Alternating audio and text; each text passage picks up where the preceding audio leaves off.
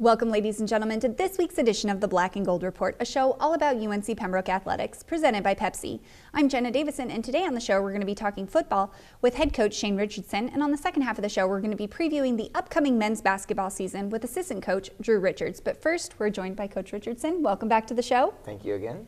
Well, the Braves made the long trek to Northwest Tennessee on Saturday and unfortunately returned with a heartbreaking 2017 overtime loss to Tusculum.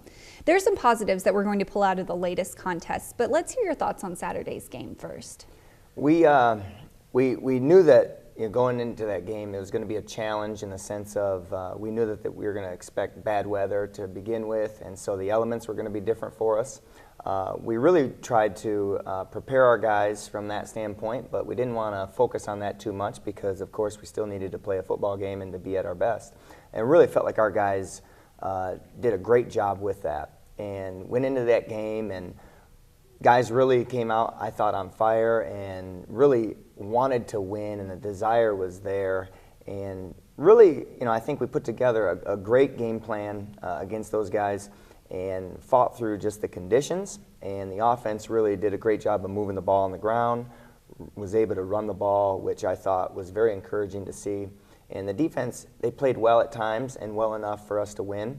The kicking game came through, and when it came down to the wire there, you go into overtime and it comes down to one play, and you really want our guys to be able to step up and seize that moment, but unfortunately it didn't happen. But the message at the end of the game was, that play, it doesn't need to come down to that, and that's not the only play that determined the loss or the outcome of the game. And so we went back and took a handful of other plays that could have significantly changed the difference as well. And so we had a great learning lesson to come out from that, but really felt like the guys played hard and we did what we were capable of doing, and it just didn't go our way on Saturday.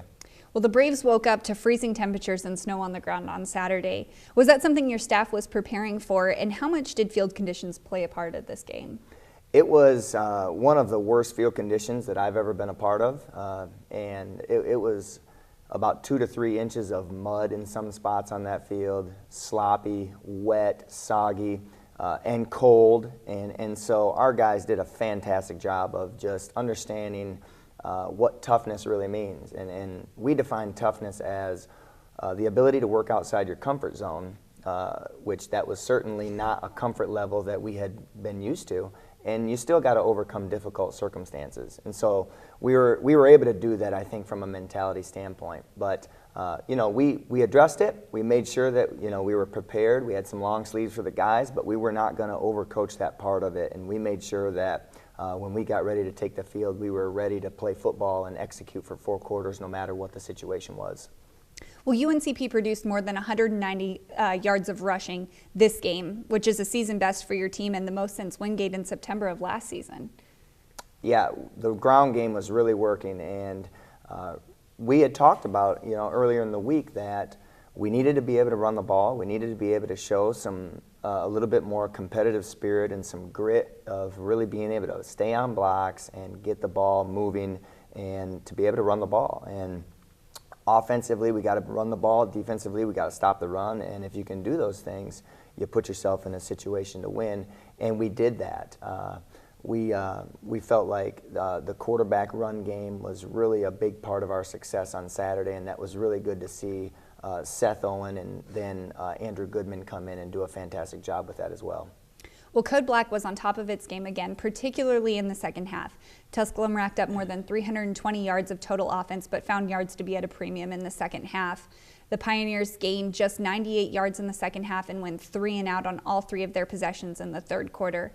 What was the halftime message to your defense, and what type of adjustments did your team make defensively in the second half? Sure. We felt like in the second quarter there was a particular formation that was giving us a little bit of trouble, and we wanted to address that, and we had a couple different calls and how we were going to line up to that and what we were going to do against it. And so we felt like at the end of the second quarter it really it was a little bit of a nuisance for us. We were giving up some extra yardage that we shouldn't have been, and so we made an adjustment to that and was able to attack that in a better way.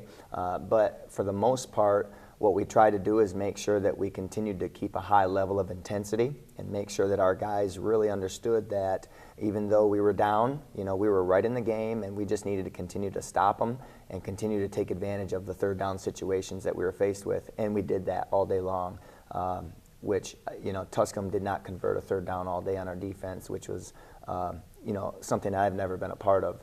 And so that was great to see. And so I think, they really responded to the message at halftime and really came out in the second half and played very well. All right, well, we're going to take our first commercial break, and when we come back, we're going to continue talking about the game against Tusculum, so stay tuned.